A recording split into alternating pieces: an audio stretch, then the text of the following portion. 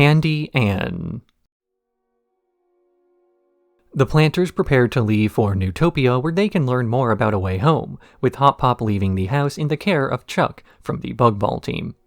But as they're all packing for a trip in the wagon, Anne starts to feel bad about making her family pack for such a long journey away from home, and seeing Chuck struggling with some of the local fauna, she decides to help reinforce the house with the trip to Loggles.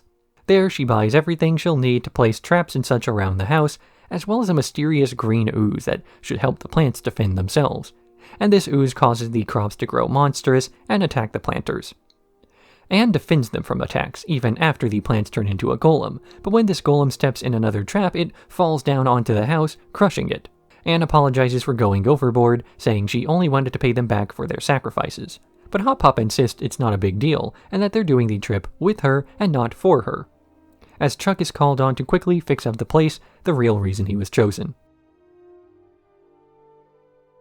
Fort in the Road. The Plantars are taking the wagon out of the valley, though for their safety, Hop Pop has them follow a list of road rules that mostly keep them inside the wagon rather than stopping at the sites along the way. Feeling restricted, Anne and Sprig decide to fake car sickness to get out and see the Ruins of Despair, so they can take a selfie. They accidentally fall in, discovering a futuristic-looking factory that Sprig reactivates when curious about a lever. This begins an assembly line for something that runs out of materials and tries to use Hop Pop instead. Unable to stop the machines with a disc to insert to override the commands, Sprig jams Hop Pop's road rules into the device, which malfunctions, freeing him as they flee an explosion. Anne apologizes for leaving the wagon, but Hop Pop admits he shouldn't have kept them so cooped up out of fear. The family decides to stop for ice cream as a robot rises from the factory ruins. Anne is concerned about setting off on the journey to Newtopia as she considers it an inconvenience for the family, so she tries to preemptively pay them back by working around the house to minimize the adjustment period for when they return home.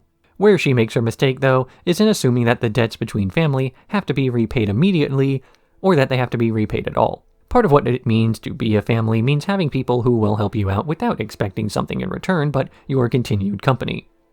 The fact that Anne is trying to think in terms of paying them back and then being even means that she hasn't really understood what family means, at least not this implicitly. But by the end of the episode, she saved the day and actually made them even for bringing all the crops to life, and then she proceeds to tell the truth about why that happened, even though they were all squared up. Not because she wanted to be even, but because she wanted to be fair. Hop Pop, as usual, tries to protect his family from danger, only to give them a taste for it, as the draw of something forbidden only adds to the sense of curiosity. Had he been a bit more forthcoming with innocent stops to satiate their interest, then they would have been more relaxed on the trip and less likely to want to do everything that they saw out the window. But more interestingly, this episode also reveals that the agrarian society of Wartwood is not the technological limit of what's going on in Amphibia. There are ruins of a more advanced civilization all around them, and that makes the earlier curiosity all that much more validated.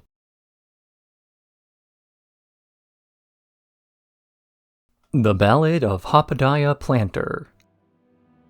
The Plantars make the first stop of their road trip in the small town of Bittyburg, as in a literal small town. But while they're stopped, they see Judro Hasselback, a regular-sized toad, harassing the townsfolk, and hoping to impress Sprig, Hop Pop fights off the bully. But Judro returns with the rest of the Hasselback gang, and they push Hop Pop out of town. But as they're back on the road, Hop Pop realizes that he only stood up to the man because of a song Sprig wrote that made him sound bad, rather than doing this for the sake of doing the right thing. They return to town where Hop Pop claims he'll fight off the gang, though it's really Sprig shooting his slingshot from a cliff that's hitting them. When this ruse is revealed and Sprig gets knocked down, Hop Pop is beaten again. But remembering a speech from before that he gave, the citizens of Bittyburg go crazy and attack the gang members to defend him, with the Plantars running away and agreeing never to speak of it again. Anne Hunter. As the journey is taking longer than expected, the Plantars have run out of food, so they need to hunt for more in the woods.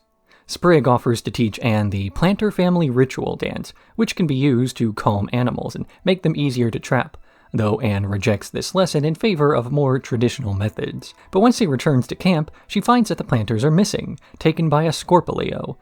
Anne begins to hallucinate a floating Sprig head who teaches her about the plantar family methods for hunting, and when she tests out bizarre ideas like tasting dirt, she actually manages to find the Scorpoleo's den and set a trap for it.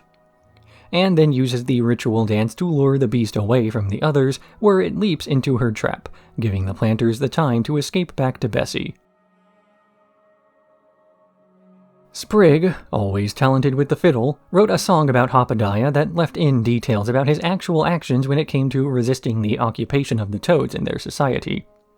These details prove what Hop is concerned about. He is more of a symbol than an active part of the resistance, as he hasn't really done anything but what came naturally, sometimes not even by his own doing. So in order to prove that he's not just a figurehead, he tries to resist further bullying in Biddyburg. This winds up failing when a bigger frog comes by to prove he can't cut it as a defender of the innocent. But the episode ends positively when he sees that his failure to act has served as a rallying point for the smaller, oppressed majority of the frogs. Being a figurehead means inspiring others. It doesn't mean you have to do everything yourself. Anne has a fantasy about being a great hunter that is proven to fall flat in the face of actual hunting, which isn't nearly as cool as what her imagination came up with. The plantar ritual dance is silly but proven to work, and sometimes, especially when it comes to survival, function is far more important than form, to the point that it's all there is. After all, if it sounds stupid, but it works, then it's not stupid.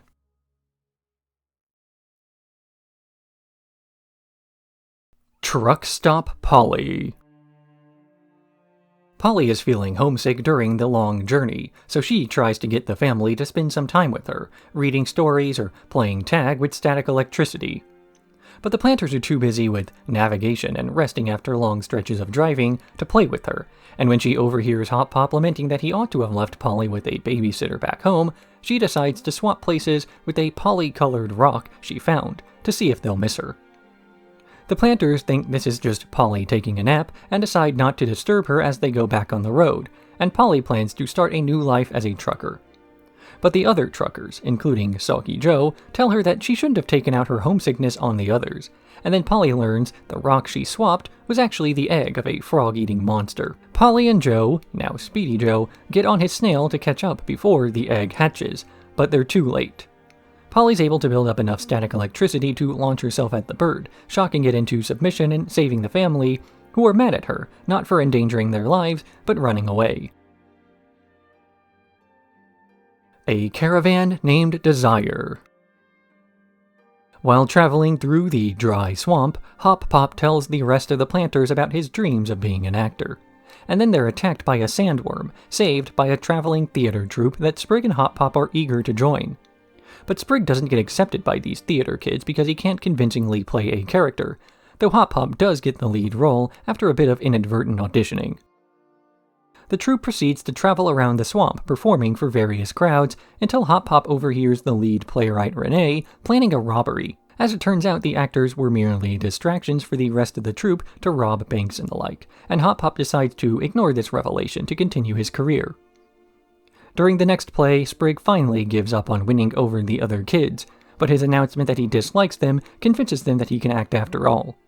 Hop finally starts to feel guilty over his involvement in this robbery, and he confesses the scheme to the town, with Renee trying to run away, only to get taken out by the sandworm from the start. Hop, having changed his mind about acting, convinces the rest of the family to leave before the police start questioning his involvement any further. Much in the same way that Anne recently learned that relationships aren't supposed to be reciprocal, Polly also starts to realize the same thing, but from a different perspective.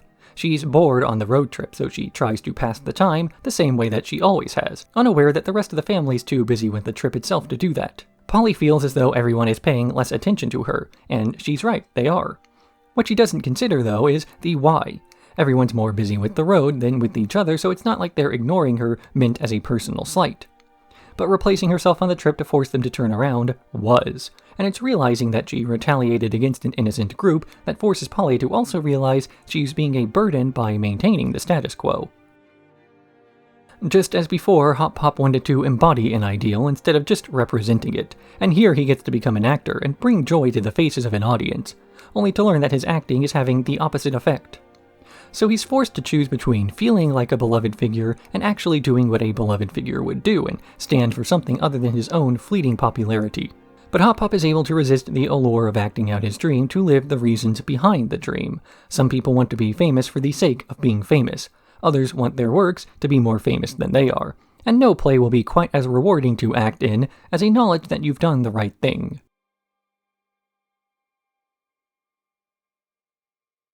Quarreler's Pass. Anne and Hop are tired of listening to Sprig and Polly arguing with each other in the back of the wagon, which they've been doing non-stop for the last 2 weeks. So Hop drops them off at Quarreler's Pass, a series of teamwork trials designed to force 2 people to work together.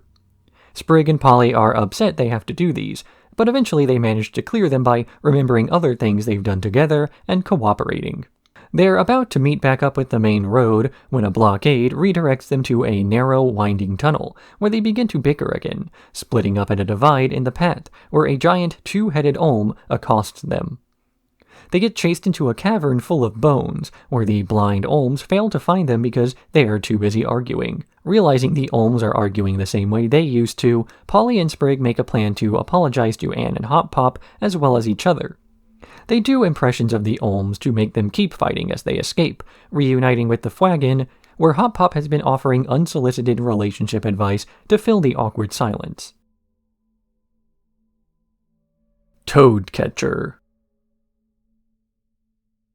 Grime is overweight and out of shape, binge-watching Suspicion Island in a hideout in the woods with Sasha, who's maintaining her training after losing the fight against Anne last season. Her attempts to have Percy and Braddock, the only 2 toads from the tower who remained with him, to scare him into fighting don't work, so Sasha sends them into town for supplies, where they get accosted by General Yunan, who's been hunting for Grime, who's been branded a traitor. She gets his location by listening in on the duo before heading out to attack. Sasha, realizing the duo are outmatched, flees the fight with Grime behind her, though the man is out of shape and he lags behind. As they're running, he points out that the only reason she was training in the first place was not because she lost the fight against Anne, but the friendship they had as well, and Sasha says she doesn't want to lose his friendship too. Re-motivated, Grime helps Sasha push Yunan off a cliff before announcing that he's going to start training again, not to return to his old position, but to take over Newtopia for the Toads instead.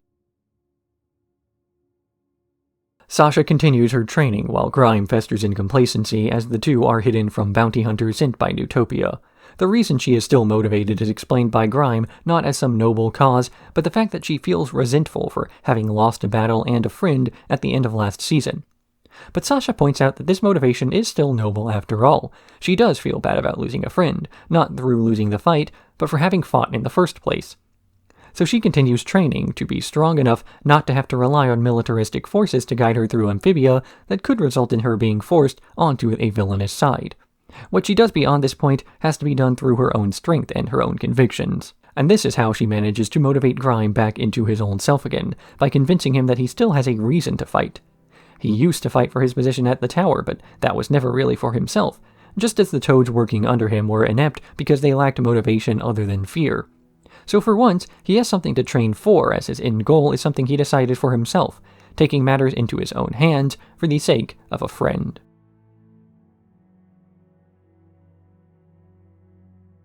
Swamp and Sensibility. Bessie's rains break outside of Ribbitvale, the most expensive town in Amphibia, and they need to make a stop in this fancy town. But as soon as they show up, they find One-Eyed Wally hanging around, dressed in fancy clothing and introduced as Walliam Ribbiton, the heir to the Ribbiton family fortune. His father Wigbert offers to repair their broken reins as he believes that the Plantars are servants from his time in Wartwood, and they're given a tour of the mansion. On this tour, Anne learns that Wally is miserable in his position with the family, and that he prefers his life as a wandering vagrant. So Anne shows the Ribbitons a compilation of his time in Wartwood to prove that Wally is happier that way. All this accomplishes, though, is getting Wally disowned, so he challenges his father to a family challenge of Beast Polo for his right to leave Ribbitvale rather than taking over the family business. He uses Anne as a mount as his previous beast was Ribbiton property, and the 2 are able to win the game by using one of Wally's accordions hidden nearby. Wigbert accepts that his son is going to leave, but Wally says he's not planning to leave for good, just roaming a bit more freely. Wax Museum. The Plantars stop in Stony Gulch with no money to shop around, until some of the locals start giving money to Anne as an attraction. With this money, she decides to visit the other local oddity, the Mystery Shop, the Curiosity Hut, which is a wax museum run by the curator. The Plantars are freaked out by the wax figures, but Anne's excited, especially when she sees some human world technology on display.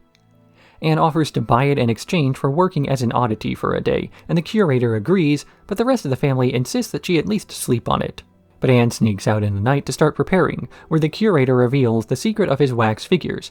They're all real creatures that he encased in wax, and Anne is going to join them. The Plantars notice Anne is missing, and they head to the Curiosity Hut to save her, where they see her getting encased in wax. Polly's investigations into a particular statue lead her to learn that the wax can be melted, and they free all the wax monsters, who then attack the curator as Anne gets freed.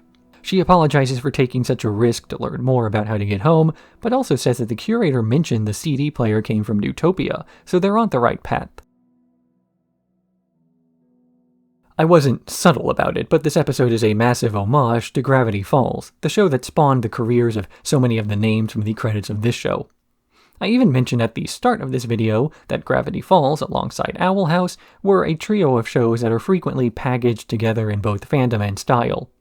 So an episode like this is an inevitability, though it would be nice to know how this episode was received by people unfamiliar with Gravity Falls, if such an Amphibia fan existed. Part of me wants to say that the tone of the episode with light horror elements fits in well, as we've had a few horror-themed episodes in the last season anyway, but this is also a part of me that knows all the references, so a Grunkle Stan character can appear without really raising any confusion as to what's going on. The best references are references that fans of both works can understand, but fans of only a single one won't feel left out of. What's also an extended reference is the first half of this episode, Swamp and Sensibility, though more of the reference lies in the fictional movie From Point to Poppin' that Anne and Sprig watched at the start. Anne attempting to recreate the conditions of that movie in real life are what caused the conflict in this episode to boil over, but sometimes this sort of escalation is what it takes to start to reach a conclusion.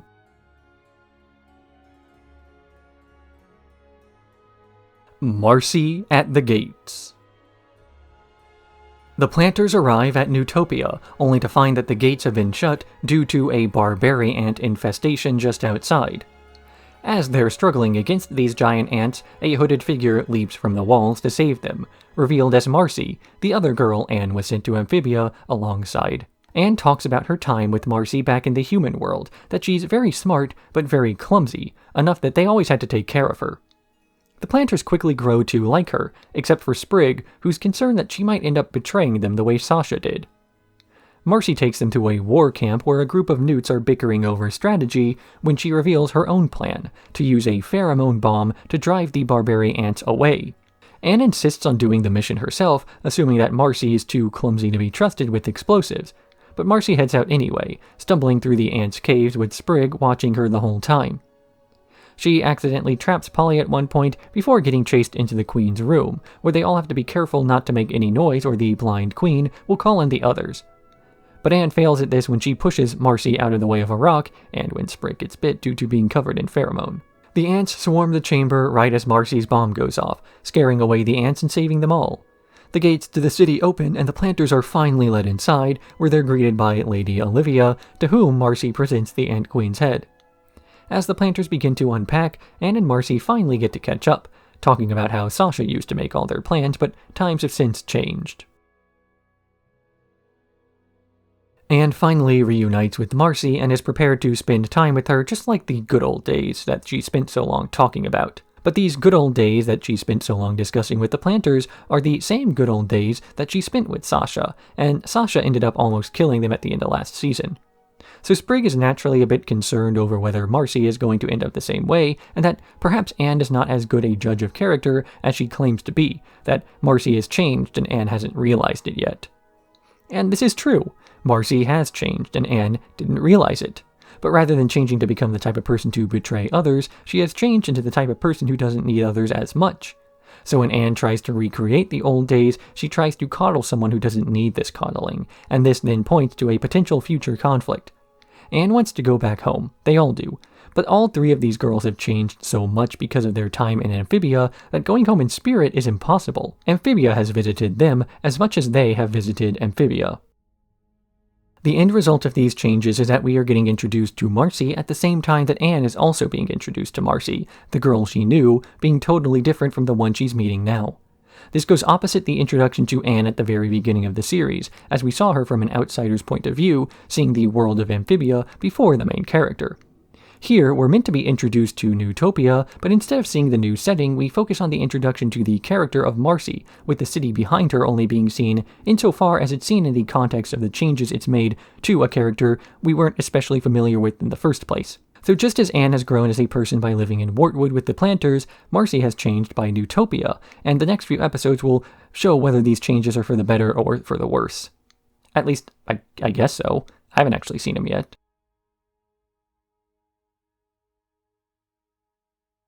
Scavenger Hunt.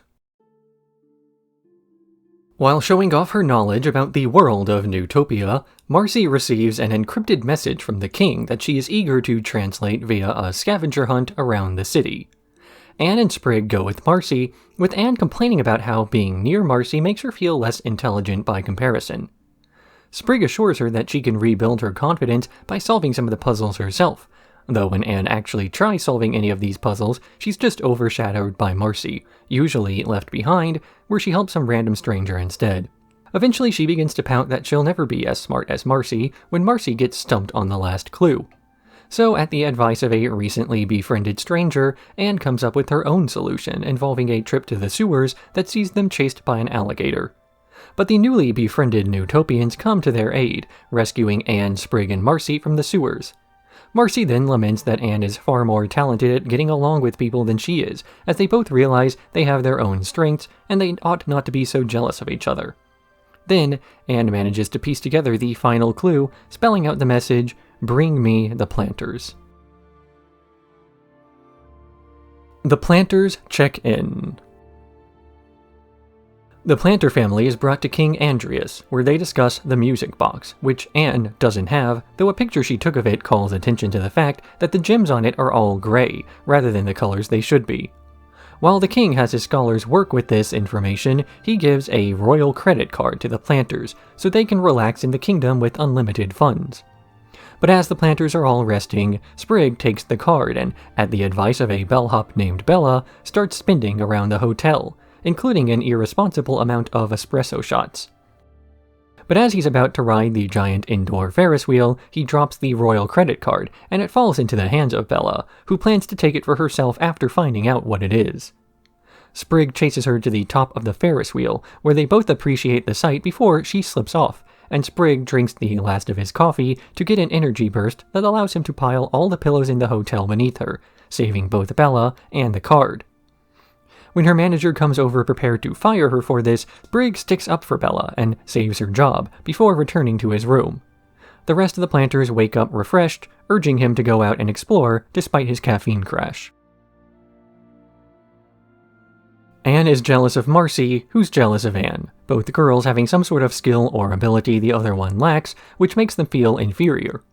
For Anne, it's her ability to quickly befriend just about anyone she meets, her social skills making people warm up to her quickly.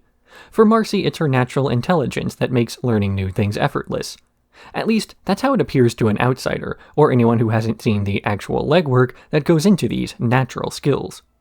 Because the truth is that Anne was not naturally beloved by everyone she met. She had to spend basically a whole season to get Wartwood to warm up to her, as she slowly learned their customs and adapted to the new world she found herself in. And Marcy isn't naturally intelligent about Newtopia, she's just good at learning, something you can get good at the way any other skill can also be learned. When Marcy comes across something she hasn't seen before, she pulls out her notebook and begins to write down as much about it as she can, researching to find out the answers to the gaps in her knowledge. Most things that people are naturally good at are not baked into their DNA, but their upbringing. What kind of behavior was rewarded the most, and what results will that behavior have? If knowledge is valued somewhere like, say, Newtopia, then people there will end up being smarter as they seek out whatever works best. Whereas when you're dropping into a more agrarian culture with strong attachments to the community, then social behavior is what most people will pick up on the fastest.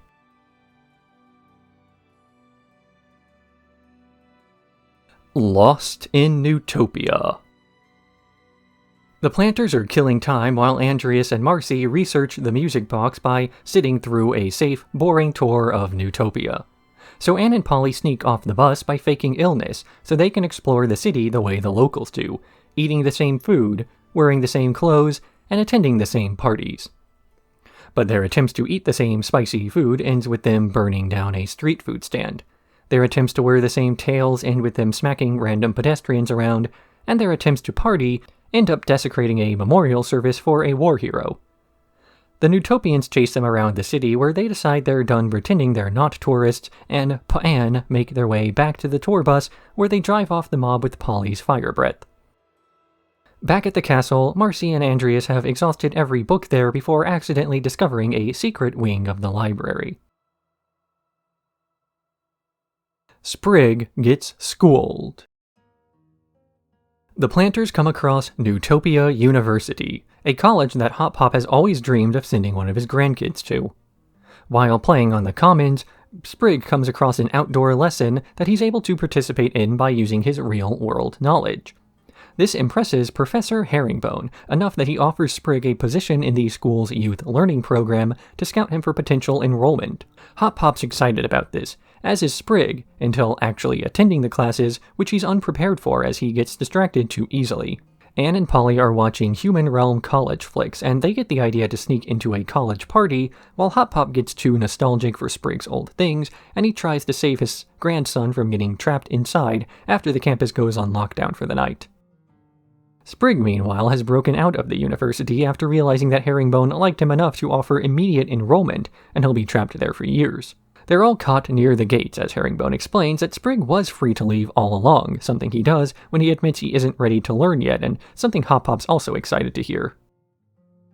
Sprig Gets Schooled closely parallels the plot of Fiddle Me This, with Hop trying to make a better life for his grandchildren while pushing Sprig too hard into something he wants to do at first but changes his mind after seeing the intensity of what's being asked. Both episodes even share Newtopia University as a plot point. This is then placed into two parts of the Plantars eagerly seeking out acceptance in a new location, only to realize that perhaps it's better to remain as they are. Polly and Anne attempt to be more like the locals in Newtopia, but are not adapted to this environment, and they make things far worse than had they accepted their differences, wearing the fashions they prefer and eating the foods they like, instead of forcing compliance out of a sense of curiosity.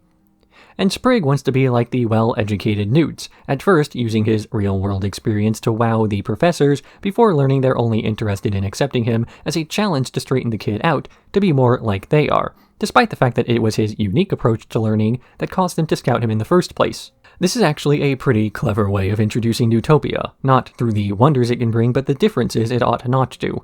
By contrasting the characters we know with places that we don't, this new setting can be introduced not in a vacuum, but in comparison to something the audience is already familiar with. Skip over the similarities, as the audience knows about these already, and then only show conflict.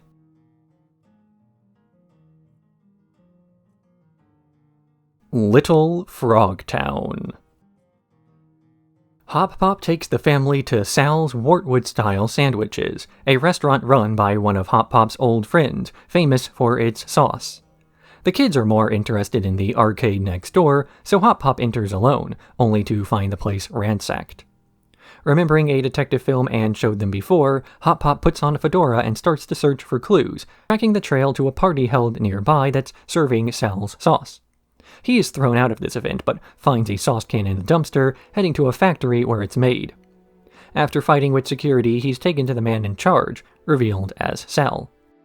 Sal explains that the sandwich shop wasn't making enough money, so he started selling just the sauce, which was far more popular, to the point of expanding to serve galas. Hop returns to meet up with the kids, who were banned from the arcade after Anne threatened to eat a child for cutting in line. Hopping Mall.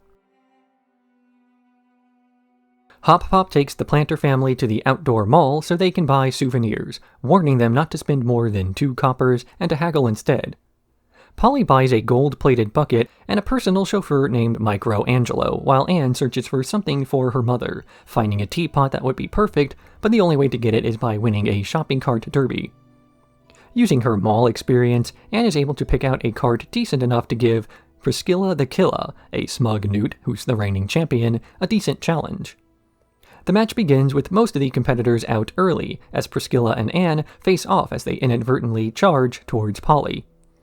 Priscilla has to use her injured tail to break, eventually getting weakened enough for Sprig to knock her out with the gift he was going to give to Ivy when they returned. Anne wins the teapot only to learn that it was made by Priscilla's mother before she passed, and Anne agrees to give it to her, to which Priscilla's daughter thanks her with a butterfly trinket. They return to the hotel where Sprig asks Anne about her mother, talking about how he never knew his. The Saul Sauce story ends with a plainly explained moral about how the past will become history no matter what, and that clinging to the past only means you'll end up forgotten about, much in the same way that Sal's sandwich shop began to fail. It's only by looking towards the future that you become able to write the future, and to write it in such a way as to include yourself. It's not like you have to choose between embracing or rejecting change. You can be the change yourself, and get the best of both worlds, a familiar world that's still better than what came before. Anne wants to get her mother a present as a way to ease the pain of having been apart from her for so long, and despite the fact that Sprig never knew his mother, he is asked to help with this chore. It is somewhat of an insensitive thing to do, and yet Anne can't really be faulted, since her intentions were concerned with her own mother, who she assumes is worried sick. What she also fails to realize is that Priscilla could have had some valid motivation for her attempts to get the teapot as well. By trying so hard to win, Anne has to take away a prize from others, or rub it in their face that they don't have anyone to win the prize for. It's not as though Anne is the bad guy, though. The episode sets up that Priscilla has an injured tail, and that Anne and Sprig could exploit that to win more easily. But they refuse to do so, even checking to make sure that it's not holding her back too much before landing the finishing move. It wouldn't have been the same to have denied someone else a happy ending to get her own, so Anne's smaller gift for her mother ends up being a far greater one.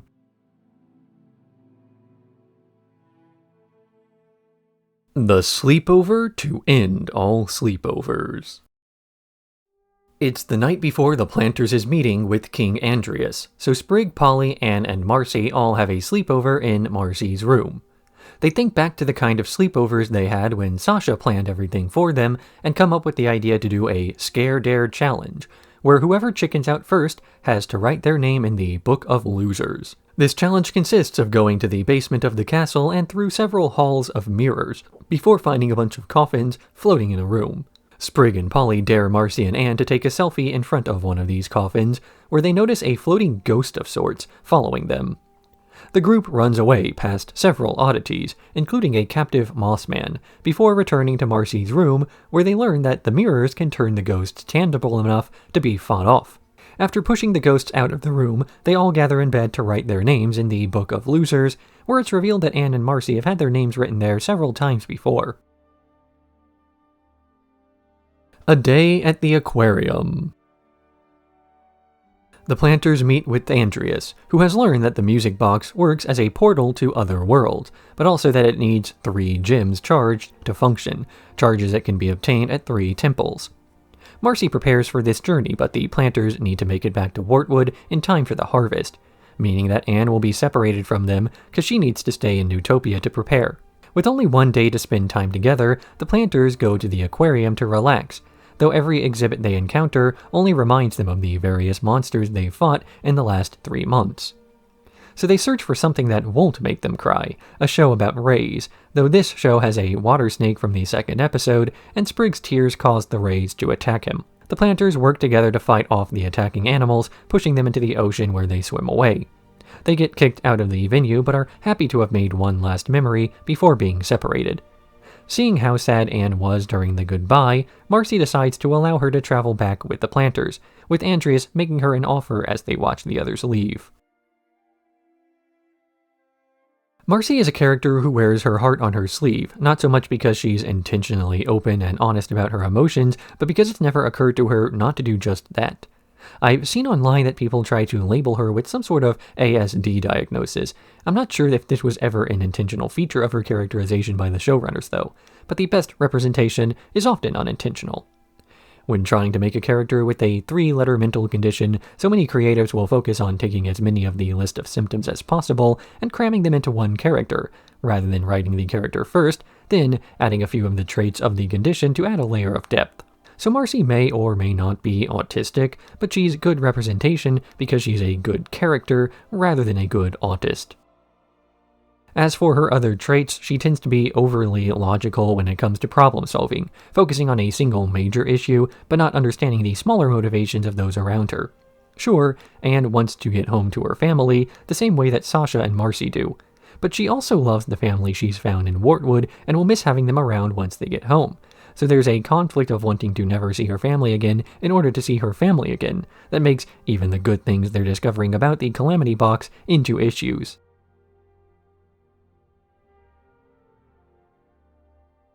Night Drivers.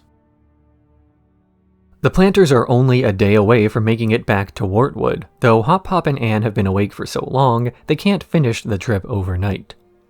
Sprig and Polly decide to take over while the others are asleep, driving Bessie in secret as they think they can handle the task.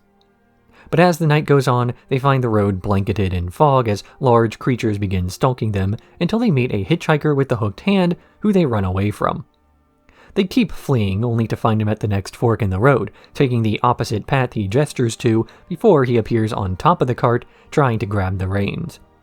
He ends up stopping Bessie near a cliff overlooking Wartwood, where Sprig and Polly discover a statue to Zechariah Nettles, whose ghost they believe was actually trying to guide them to safety.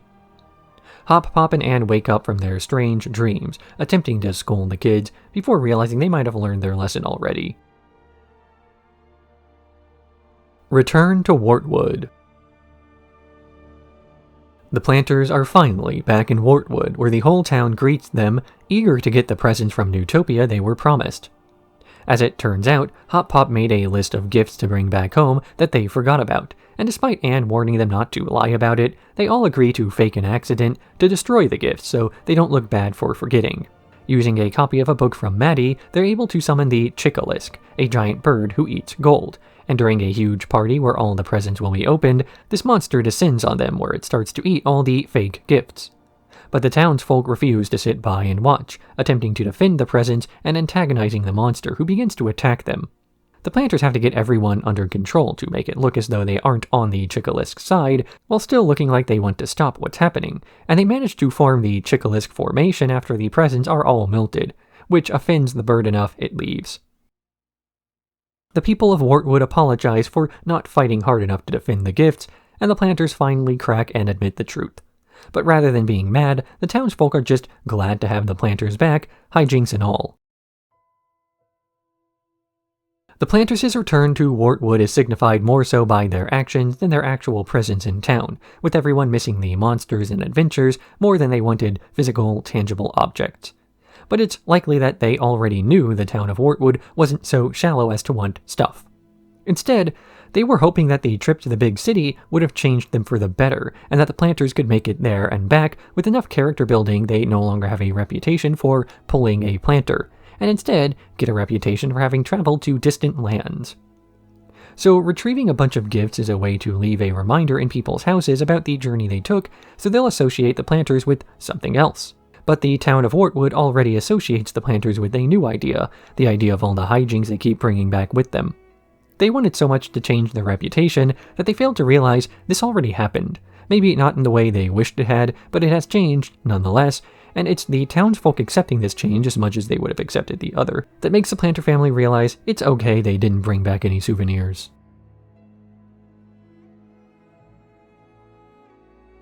The Shut-In.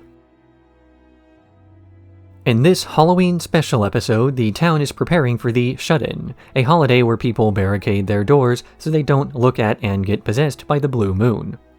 Once locked up, they pass the time by telling scary stories, but Polly can't think of anything and keeps trying to retell earlier episodes. So Anne starts off by telling the tale of FOMO, like FOMO but with your phone, that takes place in a school that was similar to but distinct enough for deniability from hers. In this story, human versions of the other frogs discuss a cute animal video, in spite of a warning that everyone who watches it disappears. Anna, and Twig decide not to take the risk, but Molly does, only to disappear later that day alongside Hattie and Brody. Anna's curiosity, or fear of missing out, gets the best of her, and she watches it too, only for her phone to start flashing strangely before the animal from the video pops out. It begins attacking Anna until she points out that it isn't that cute, and she realizes that negative feedback harms the creature. After a bit of disliking the video, she defeats it with a rude comment, and her friends are all saved. The next story is told by Hop Pop, titled Dead End, where he describes how much hair he had as a lad before getting on with the tale. A mysterious stranger named Mr. Littlepot gets into his carriage, and Hopediah takes him around Wartwood, stopping at the houses of some of the residents along the way, only for them to scream before Littlepot gets back in the carriage. Hopediah starts to suspect that Littlepot is dead before they arrive at the Plantar farm. Hopediah begs for his life, only for Littlepot to swipe his scythe and take his hair instead, explaining why he's bald. The third story is told by Sprig, titled Skin Deep, where he and Ivy knock a bug ball into the woods. The two head deeper into the woods, where Ivy warns Sprig about the seamstress, who steals the skin of frogs. They enter a cottage that looks abandoned, where they find the ball along with some sewing supplies, before they're cornered by a monster made of stitched-together skin. Ivy tries to fight it but gets bit, so Sprig attacks the monster, accidentally ripping off its head to reveal a translucent glass frog beneath, before running away. Hop Pop and Anne are terrified of this story before they hear a knocking on the door. Sprig answers it to reveal the seamstress there waiting, though it's actually Ivy in a costume pulling a prank on them. They all have a laugh before noticing Polly staring at the blue moon, terrified she's become possessed. The fear that the moon got to her, though, is enough to count as a frightening story, and they all head inside, only for Polly to actually start to transform.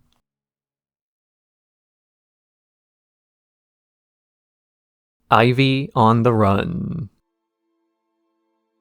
Ivy is excitedly listening on Sprig's tales of his travels over the last half-season, which only makes her resent her mother more, as Felicia keeps her from her dates with him to focus on learning how to perform tea ceremony and the like. After getting scolded for messing the napkins and table setting up, Ivy decides to run away with Sprig so they can start reliving the journey he just took.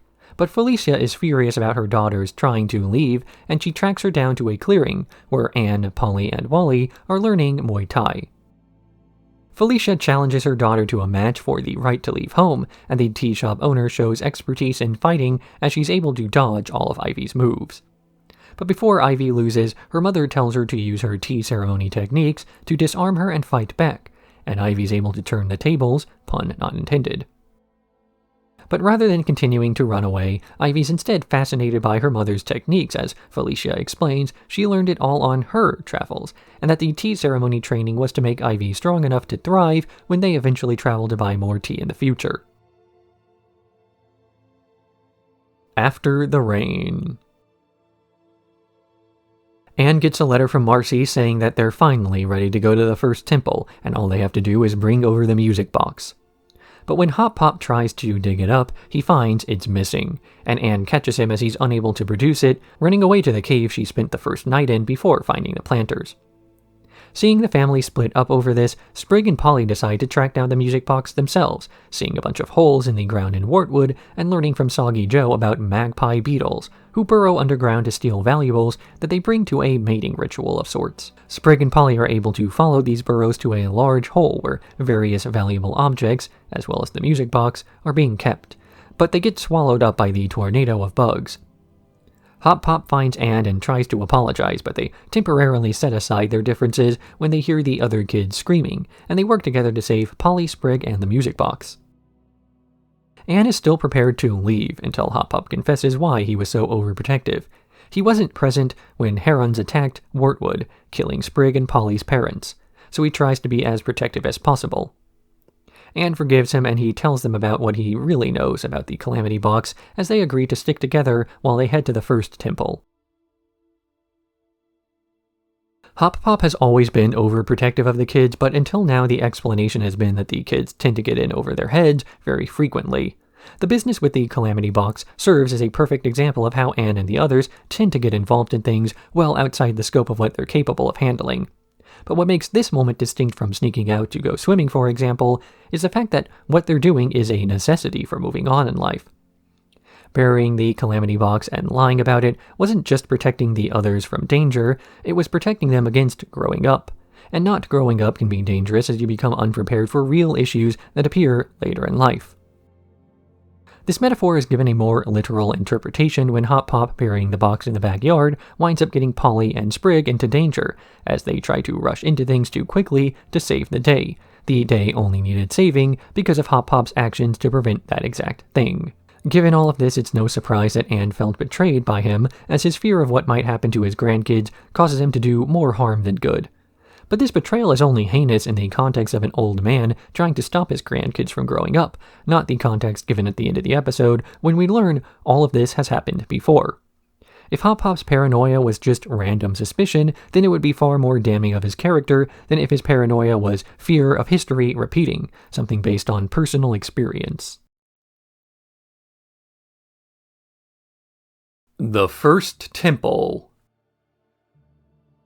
Things are awkward between Hop Pop and Anne after the events of the previous episode, but when Marcy arrives with preparations for the First Temple completed, they put their argument behind them to focus on helping out on the challenges. These challenges are all based on intelligence, so Marcy is excited and confident about her ability to clear them, though when they find the temple's first room, her confidence is quickly shown as a potential hazard as she's unaware her attempts to solve the puzzle are jostling around the others. Anne dismisses this as her being in the zone, and they move on to the next challenge, a trapped floor that they have to work together to place pressure on. Anne and Hop Pop fight over who will be the one to assist Marcy, as Hop Pop wants Anne to be able to rely on him again, but Anne wants to do things without him. And the final room is a flipwort puzzle, basically chess. As Marcy sets up the pieces, the Plantars are moved onto the board to act out the game themselves. Marcy, at first, tries to win the game without sacrificing any of her pieces, but this is made more difficult by Anne being selected as one of the opposing side's pieces. And then the other side starts to cheat, changing the rules as it goes. When Marcy sees how injured the Plantars are getting, she forfeits the game to prevent anyone from dying, and the temple leads them out, as one of the rules was that anyone attempting the puzzle only got a single try. But as they follow the arrows out of the temple, it takes them to an unassuming outhouse nearby that's transformed into the final room, with a pedestal that charges the first crystal while leading them to the next one. Anne and Hop Pop are still feuding, with Hop Pop desperate to apologize, while Anne isn't quite ready to forgive him, but they move on at least understanding that it will take time. The difference between an intelligent person and an idiot comes down to asking them a question about something they're unfamiliar with. A dumb person will make something up or deflect or try to fake as though they're smart, whereas a smart person will say, "I don't know." Even when asking somebody about something they do understand, the dumb person will confidently give a wrong answer or a half-truth, while the smart person qualifies their statements or starts a sentence with, "It depends," or "There are two schools of thought." One of the most intelligent things you can do is admit when you don't know something. This is why a temple meant to test a person's wit and intellect will end with a puzzle that can't be solved. Because as I've said before, there's no such thing as intelligence, just curiosity, and you can't be curious and egotistic at the same time. Wanting to learn more about a subject requires you to first admit you have something left to learn. And now to contradict myself, there's nothing less intelligent you can do than admitting you don't know something and then giving up, which is the exact thing the smart dungeon makes Marcy do to prove she is smart. Because knowing things for the sake of knowing things is not an inherently valuable skill, as you also need to learn the context of your knowledge, implementation, and what you can actually do with said skill. Marcy is quickly able to solve the first few puzzles, despite not realizing that she's put the rest of her adventuring party at risk in doing so. These were solvable puzzles that didn't require anybody to get hurt, but she didn't notice she was hurting anybody in her studies, which is why she was in danger of failing the final challenge. But in the end, Marcy was able to realize that how you gathered the knowledge can be just as important as whether you gathered the knowledge, because some things aren't worth finding out if people need to be hurt to learn them.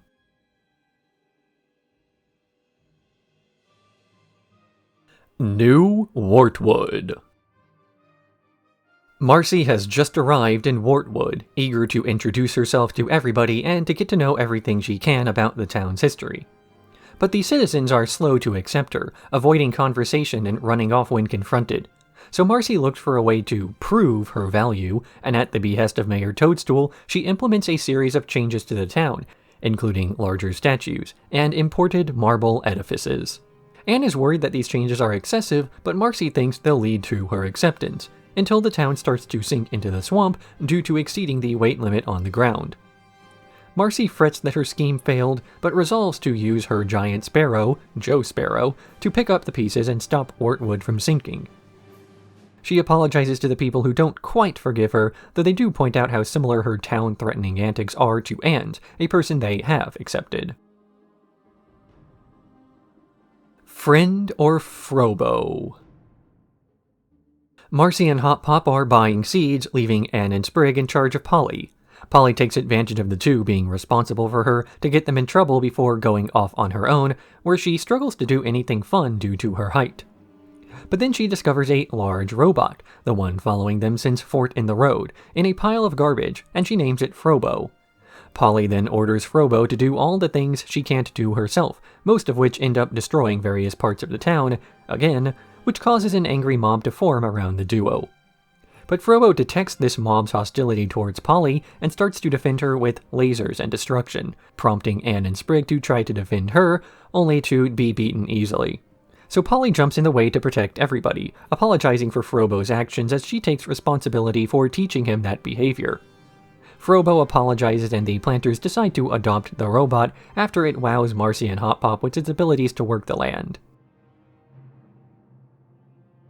Just as it took Anne a while to convince the people of Wartwood to trust her, it also took a while for Marcy to earn that trust, and yet the way this trust was ultimately earned shows a bit about the expectations each character has for themselves and those around them.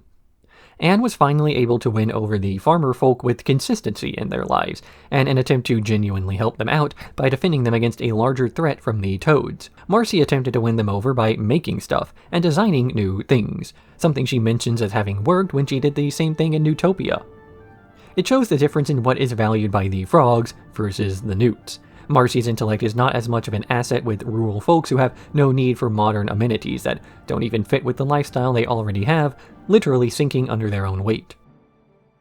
What they also don't have need for is a literal robot living amongst them, though Frobo is only really considered a robot for the first part of the episode. It's not until Polly realizes that Frobo is learning that she starts to view him as any more, as do the rest of the townsfolk. Polly considers Frobo to be an extension of herself that does as ordered, but she would never actually attack the rest of Wartwood, merely act like she would if they got in her way. Like a child takes after a parent, an individual taking after another won't do exactly as their guardian does, they'll just behave similarly under different circumstances. So for Polly to claim that Frobo is bad for acting like she does would be an admission that she taught him wrong. But by taking responsibility for another, she also takes responsibility for their upbringing more than their actions.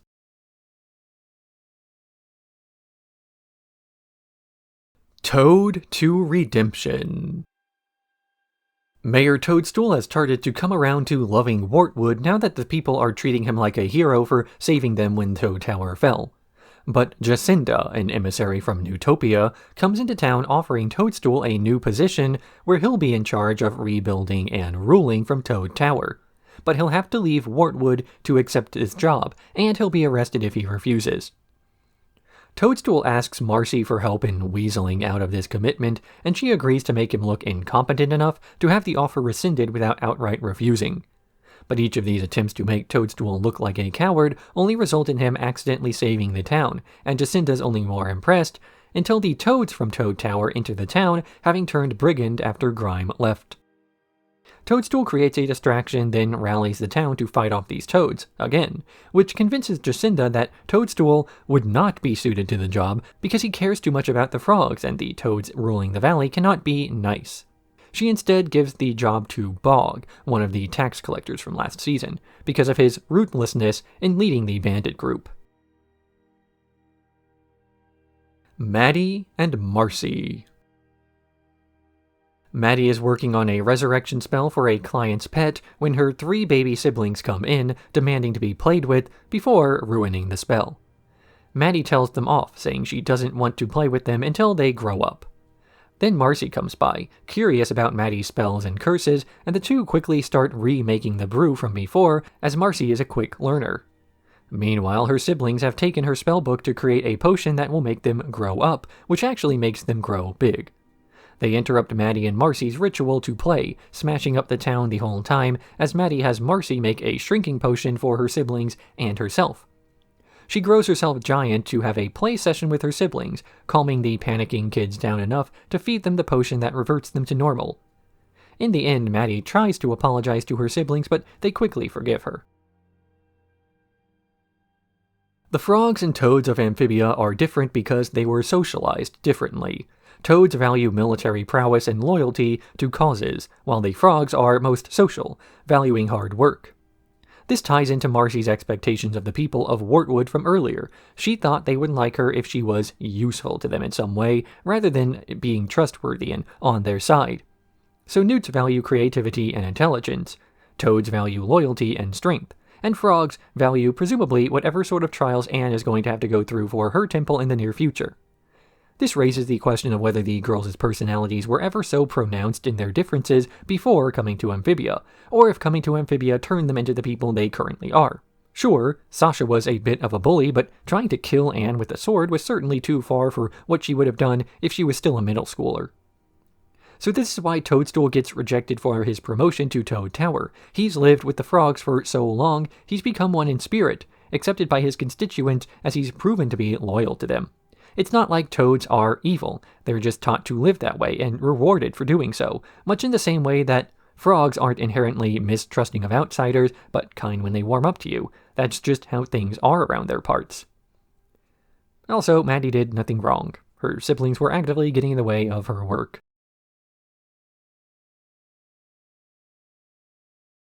The Second Temple. The Plantars head to the location of the Second Temple only to find an empty field of snow with Valeriana's tent in the middle. She claims to be a member of an ancient order guarding the gems to the music box, and offers to guide them to the temple, telling them to do exactly as she says after giving them warmer coats for the cold climate. But these coats attract giant birds to their location, so Anne gets rid of hers to save the others, having to huddle for warmth afterwards. Next, an avalanche occurs, but it's not near to them, so Valeriana tells them not to worry. But Anne sees a hut in the path of the falling snow and leaves the group to check that it's empty. Valeriana tells her off for ignoring her directions, and Anne tells her she's heartless. And then the newt transports both of them to a platform in the middle of space, where she proceeds to point out all of the selfish things Anne has done since the first season. Anne confesses that all of these are true, but still wants to charge the stone anyway to get her friends back. To which Valeriana agrees, as true heart comes from humility. The stone starts charging, but Anne takes it before it's done after hearing her friends scream, though this was just because they were watching videos on Marcy's phone. And they all return home as the second gem flickers. Beryl's Warhammer. Grime and Sasha are preparing to make their case for an overhaul of the newt-centric political system to the toads from the other towers, but the other toads in charge reject the idea as they don't want to follow Grime after his disgrace. But the toad in charge wakes up, or resurrects, long enough to say that the toads will only follow someone who can bring back the legendary Beryl's Warhammer. Grime, Sasha, and the two remaining toads loyal to him head out to find this Warhammer, coming up with a signal to use in case they get in over their heads. They find the hammer, but it won't budge no matter how much force they use, and their efforts to dislodge it wake up the giant narwhal worm whose head it's still inside of. Percy and Braddock signal to turn around and leave, but Sasha ignores their pleas to climb atop the beast and start steering it. She manages to ride the beast back to the tower where the other toads have gathered, unable to stop it until the pink light in her eyes powers up the Warhammer enough to dislodge it, and then they're able to knock out the beast before it collides. Sasha throws the Warhammer into the tower, and the toads all agree to follow Grime into battle, all but Percy and Braddock, who abandoned the cause because Sasha wouldn't listen to them. The second temple is the temple meant to challenge Anne's sense of heart, her ability to do the right thing and be a good person. Except, both of those things are effectively impossible, or rather so difficult to define as to be useless to even attempt to do so. What does it really mean to be a good person? Does that mean you're doing good things all the time, or that you only do things you think are good? And who are these actions good for? Does every action you perform have to be to help someone else out, or can you be self-interested every so often? Do you have to apologize every time you're not totally deferent to another person? The more you get hung up on right versus wrong, typically the less time you spend actually doing anything that benefits anyone. Many people end up failing to improve lives because they focus too hard on doing nothing wrong instead of doing something right. This is ultimately what the second temple was testing, not so much Anne's mentality, but her morality in the simplest of terms. She is told she needs to find a way home for herself and her friends, and the only way to do this is to listen to Valeriana. And then she ignores the woman to instead help out people or save others. Thinking pragmatically about doing the most good or whatever can only get you so far. Heart has far more to do with your gut reactions to a moral quandary than it does with clear and concise thinking. Sasha was able to compliment Toads to her side by flattering them until they believed the two were working towards the same goal. But when push came to shove, Sasha cared more about end goals than about the path to get there. Percy and Braddock both tried to tap out of the mission, but Sasha knew she could still finish it and that it wasn't worth turning back by that point. But the right thing to do and the correct thing to do are sometimes not the same, and Sasha failed to tell the difference here, thinking about what's best in the long term to the point that she ignored the well-being of her allies.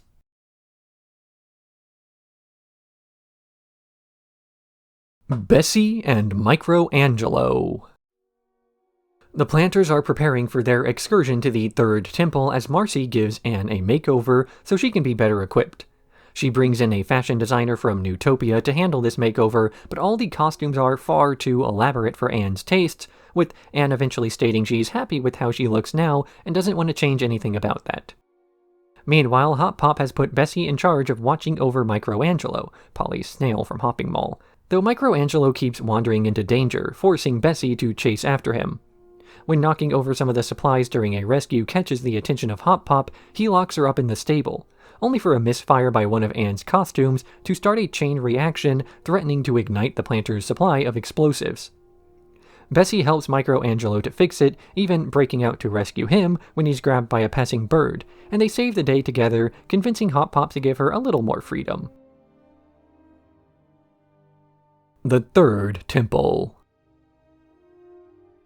The Plantars arrive at the third temple, the door of which has to be opened by Frobo as it's too heavy for any of them. The first trial is a straightforward battle against giant lava worms using weapons that are too heavy for any of them to lift with ease, and they're nearly defeated until the group is saved by Sasha, who followed them to the temple.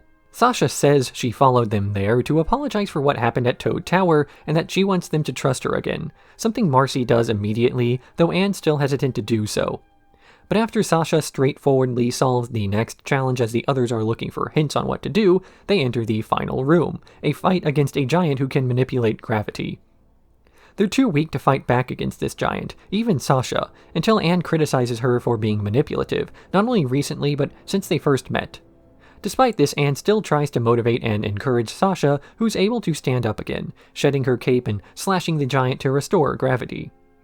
They manage to fully charge the Calamity Box together, though Marcy convinces them not to open it until they return to Newtopia later. Once everybody prepares to leave, Sasha and Grime discuss their ongoing plans, as Sasha brags that they all fell for her lie. The third temple tests strength, not merely physical strength, but challenges about endurance and the like as well. The first challenge is a purely physical one, lift a heavy object and swing it really hard while moving. The second is all about being straightforward. While Marcy and Anne immediately begin to look for some sort of shortcut or a less obvious solution, Sasha just lifts the weight and moves on. Then the final challenge tests not decisiveness or raw strength, but continuing strength against an enemy who becomes harder and harder to fight or dodge.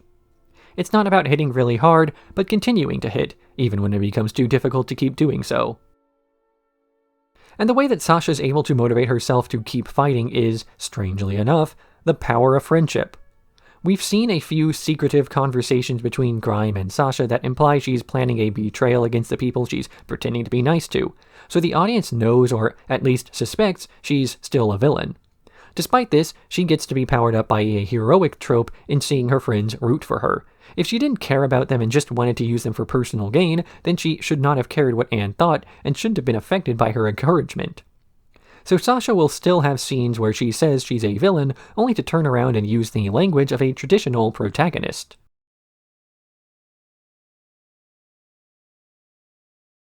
The dinner. The Plantars host Sasha and Grime at a dinner party to celebrate the trio getting back together again. But Sprig and the others don't trust anyone else quite yet, as they still remember the events of Toad Tower too well. Anne tries to convince them that Sasha has changed, but a cutaway shows that Sasha has not, and resents pretending to be nice to fool the others. The party begins, with Grime bringing over a chocolate volcano that will rise through the night as a dessert, and they begin to have a conversation filled with several faux pas, such as Hop Pop telling an anti-Toad joke, and Grime discussing exploiting the frogs. Later, at a game of charades, Sasha gets overly competitive while insulting Sprig, and when Anne tries to get her to calm down, the chocolate volcano goes off, covering the floor in lava, as angry hornets come out of the cake. Grime's paralyzed by their venom, and the girls have to work together to bait the bugs into attacking, then firing their own stingers back at them. Once the situation is under control, Grime wakes up and shows them that the hardening lava bugs are made of chocolate. Sasha tells Anne that she has not changed because she doesn't want to, though she does agree to recognize how the other girls don't need her protection as much as before.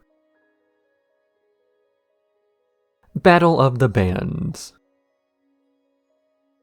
Mayor Toadstool announces a battle of the bands to take people's minds off the tension of Sasha and Grime being in their town.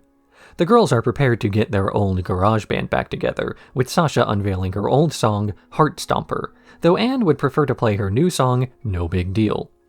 Sasha agrees to play the new song, but only if she can make several changes to it, and when these changes are vetoed, Sasha leaves the band to start out on her own. She finds Toady by himself, offering to tell him what to do because he's aimless without Toadstool, and the two proceed to practice together. But during this practice, he tells her how nice it is not to be in control of everything all at once, and Sasha starts to second-guess her behavior. The night of the contest arrives as Marcy and Anne start playing their song, only for Sasha to come out on stage in the middle to help them out. They're finally happy to be back together, even if the contest is won by Grime playing a harp solo, and they end the night by taking a group photo with all their friends from Wartwood. I've explained before that Sasha is an antagonist written with the author's language of a protagonist, and this leaves her open to unique character development, where she can be either one depending on what the narrative is best supported by. This episode gives a bit of additional depth as to why she behaves the way that she does. Prior to entering Amphibia, Sasha was nice to the others, helping them out even when it seemed too difficult to do, and then leading them around on fun adventures, for her personal definition of fun. She was controlling, but this was not out of a desire to dominate others. It was because she didn't want them to hurt themselves out of inaction, if nothing else. She's doing the wrong thing, but it's for the right reasons, at least reasons she can justify and things she can downplay. But the reason this mentality doesn't work anymore is because the people she's controlling are stronger than before, while her methods are also getting more extreme. The Toads that Sasha appeared near lived in a very militaristic society and were used to taking orders and listening to others rather than deciding things for themselves, so Sasha fit in with them. But Anne and Marcy are not like Toads, such as Toady, who enjoy being pushed around because it's all they know. They've become more independent, and no longer need a person to lead by anything other than example. It's up to Sasha whether she acknowledges these changes in the future or not. I've heard a bit about the Season 2 finale being a big twist, so I'm writing this part just before watching it. I mean, I'm still going to record that part afterwards by a day at least, but still.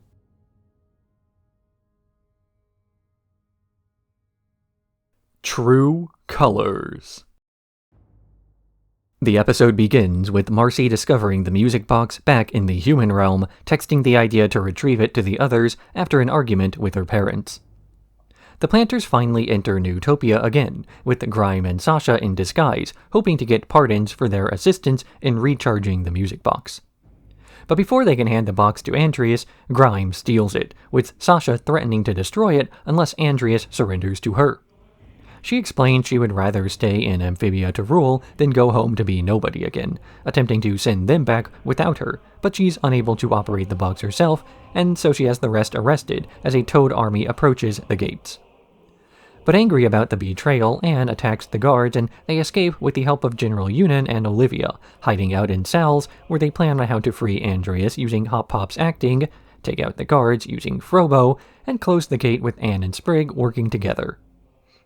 While redecorating the castle, Sasha and Grime uncover evidence that Andreas was a conqueror rather than the affable guy he pretended to be, and when Sasha sees Anne and Sprig closing the gates, they rush out to stop them.